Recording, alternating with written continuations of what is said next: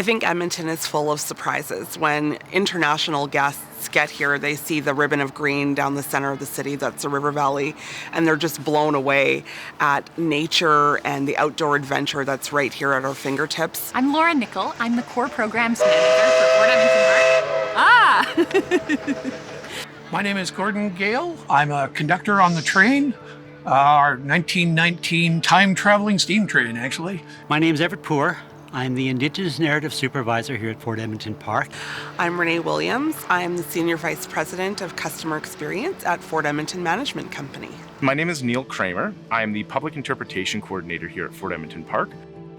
It is a hidden gem in the center of the city. I mean, there are so many people that come here, have no idea we actually exist until they show up, and then they end up buying a pass. They come back again and again and again. I am in charge of all of the people in costume and the field trips, school groups, and the other groups that come down, as well as our nationally recognized volunteer program. I'm in charge of over 1,000 volunteers. I'm responsible for all the animation that you see in the park. I've got a number of teams, our public interpretation team, so that's all of our costumed interpreters. I'm responsible for the Indigenous people's experience.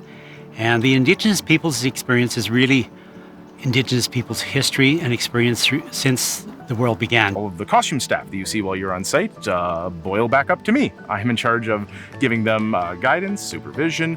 I teach them how to be our interpreters on site. I mean, it takes you back into the past. So once you're on the train, you get to leave the 1920s, you get to skirt along 1905, you'll see 1885, and then everyone gets out in 1846, which is all the way back in the fur trade era.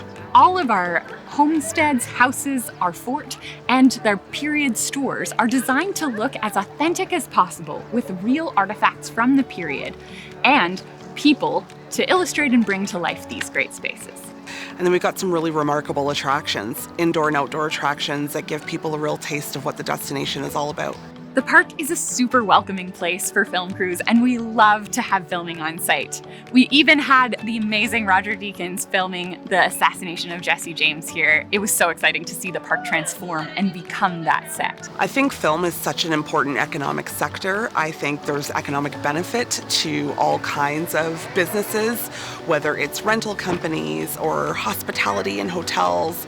It will inject jobs into the destination and into the province as well too, and so I think it's a really unique opportunity. We're authentic to the period, so this is great for anybody that's filming. If you want to be in 1905, well, we've got a street that represents that, 1920s. If you want to be in the fur trade and you got a fort that you need, we've got the atmosphere and the setup for that. Everybody comes for the train. I mean, that is probably our biggest attraction. It was also used in the film The Assassination of Jesse James. But the train gets people in, and people line up, and they will run a full loop on the train. There are people who come just to ride the train. We're here to have fun. We want to create this immersive, fun environment for people. So when they come down here, they feel like they've actually gone back in time. They've ridden our train, which I sometimes call a time-traveling train that takes them from 2021 all the way back to 1846. It is really all about our people and our stories.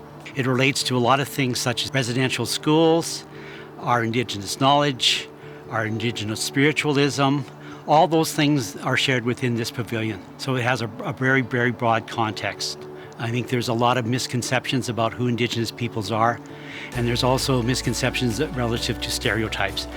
Within this facility, by telling our stories, it begins to educate people as to who we are as a people, what we're about, what we believe in, and also, I guess, historically create some accuracy in that narrative. Fort Edmonton Park is the perfect place to film because it's such an already immersive, creative, historic space.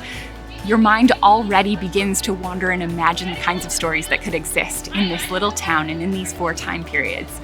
It's just waiting for the next film to bring it to life. Welcome to Fort Edmonton Park. We're so excited to have you here. Let's keep Alberta rolling. Let's keep Alberta rolling. Keep Alberta rolling. Let's keep Alberta rolling.